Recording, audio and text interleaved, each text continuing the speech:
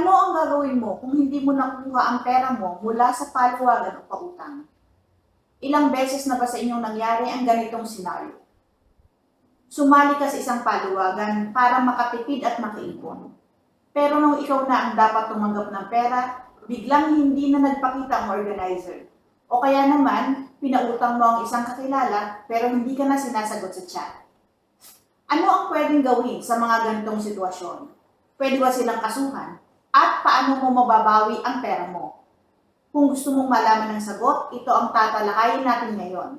Ang mga legal na paraan para makasingil ng hindi lumalabag sa batas.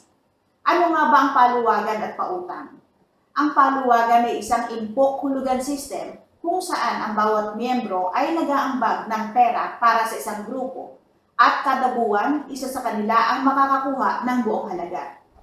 Pamilyar ito sa marami, lalo na sa mga opisina at magkakabarangay.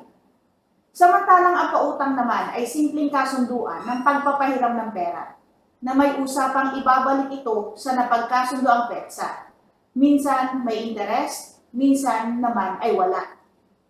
Pero paano kung biglang hindi mo na nakuha ang pera mo? Ito na ang malaking problema. Ano ang mga legal na paraan para makasingil?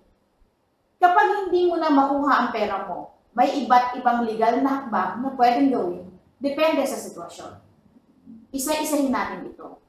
Pwede mong kasuhan ng kriminal na estafa ayon sa Revised Penal Code kung ang isang tao ay nangutang o kumuha ng pera gamit ang panlilinlang, tapos wala naman talagang balak magbayad, ito ay maaaring ituring na estafa o swindling.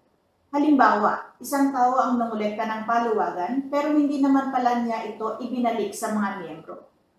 O isang nangutang ang nagsabi na ibabalik niya ang pera sa loob ng 1 linggo pero umalis na at hindi nagparamdam.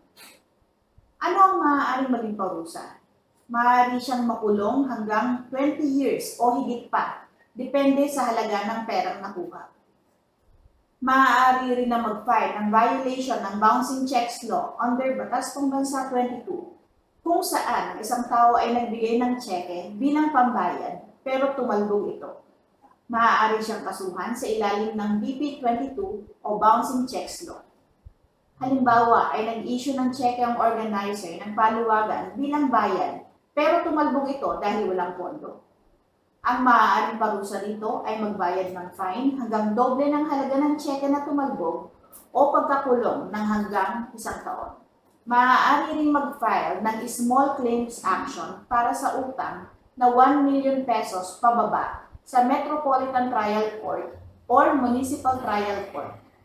Ito ay kung ang halagang hindi na ibalik sa iyo ay hindi lalagpas sa 1 million pesos. Pwede kang magsampa sa small claims court nang walang abogadong kailangan. Halimbawa, nagpautang ka ng 50,000 pesos pero hindi ito naibalik kahit ilang beses mo nang siningil. O kaya naman, sumali ka sa paluwagan at hindi na ibigay ang 30,000 na dapat mong makuha. Paano ang proseso nito sa small claims court? Una, mag-file sa Municipal Trial Court o Metropolitan Trial Court kung saan nakatira ang defendant o ang lugar kung saan nangyari ang transaksyon. Pangalawa, hintayin ang summon. Dito ipinapatawag ang nangutang. Pangatlo, mayroong short hearing at may mabilis na desisyon. At ang pang-apat na legal na paniningil sa utang o paluwagan ay sa pamamagitan ng pagdulog sa barangay mediation o kaya ay pagbibigay ng demand letter. Mas maganda kung maayos ang usapan bago pa dalhin sa korte.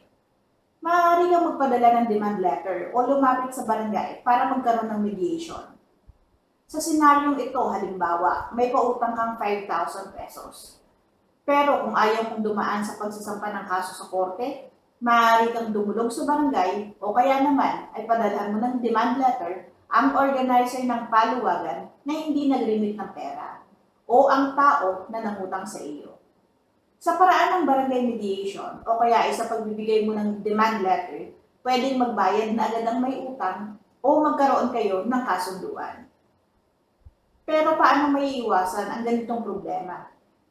Kapag magpapautang ka o sasali sa paluwagan, dapat mong tandaan na dapat lagi kang may kasulatan. gumawa ka ng loan agreement o paluwagan contract. Gamitin ang GCash o bank transfer para may record ng transaksyon na maaari mong maging patunay ang inyong transaksyon. Huwag kang magtiwala agad sa verbal agreements. Siguraduhin may resibo o proof. At kung magkaproblema, agad dumulog sa barangay o abogado. Ikaw, naranasan mo na bang hindi bayaran sa paluwagan o pautang? I-comment mo ang kwento mo sa baba. Kung nakatulong ang video na to, huwag kalimutang i-like, i-share, at i-subscribe para sa mas marami pang legal tips. Patuloy po kayong manood, magtanong at matuto ng tungkol sa batas. Magandang araw po, ako si Atty. Claribel Lucina.